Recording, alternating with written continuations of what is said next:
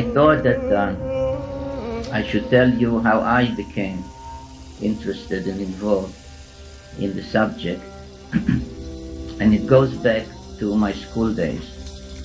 I was born, as you heard, in Russia, but I grew up in what was then Palestine, and was privileged to study, to learn the Bible, the Old Testament, in its original language, Hebrew.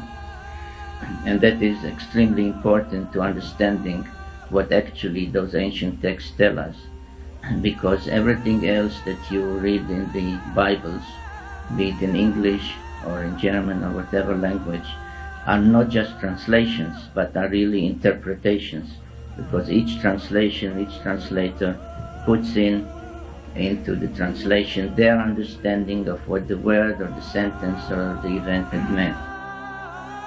I don't recall how old I was then, but maybe 8 or 9 years old, and we reached the story of Noah and the flood, and what happened is preceded in the chapter of Genesis with several very enigmatic verses that somehow don't belong to the rest of the story of Noah and the ark.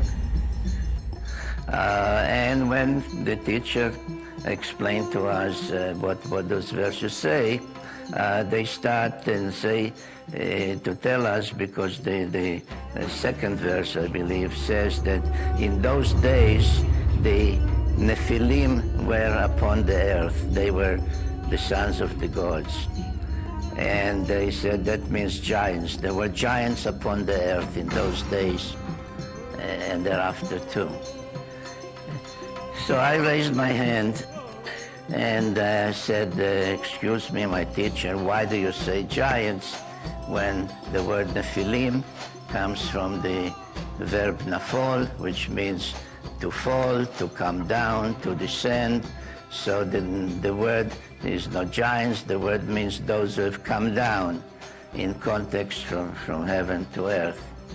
And I was expecting the teacher to say, Sitchin, very good, you know your Hebrew.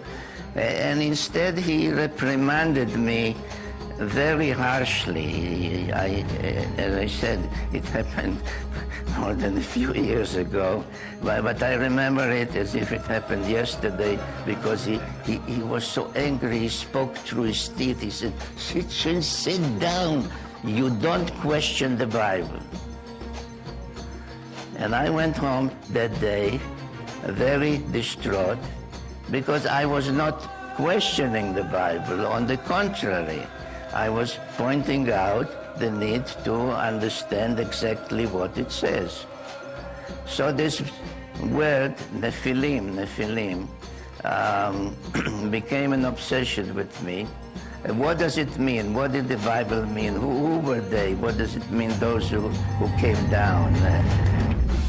I was asked the question, a very interesting question. What would have happened if the teacher would not have reprimanded you? If the teacher would have said, good, Sitchin, you're right, Nephilim means those who came down, and I would sit down and be happy. Would I ever get involved in this journey, which started 80 years ago? So I really think that the answer is yes. I probably would have followed the same route because that's what I meant to do.